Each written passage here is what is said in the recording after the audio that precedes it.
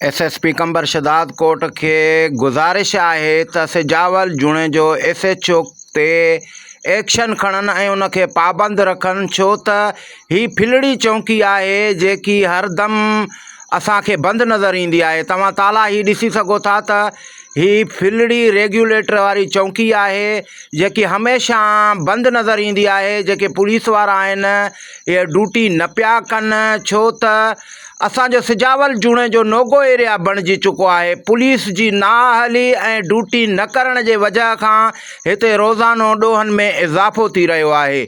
SSP कंबर शदाद कोट के इहो भी ॿुधाईंदो हलां त ही जेकी फिलड़ी रेगुलेटर जी चौकी जेकी है तमाम हसास है ऐं सदाई ही चौकी जेकी है त बंद नज़र ईंदी है। जेके भी पुलिस वारा रखिया था वञनि उहे ड्यूटी न पिया कनि। जॾहिं खां वठी एसएचओ नारे जो साहब आयो है त चौकियूं जेके आहिनि त बंद नज़र पियूं अचनि ऐं महिरबानी करे एक्शन खणी ये चौकियूं खोलरायूं वञनि त जीअं इलाके में अमन अमान जी सूरत हाल बहितर थी सके।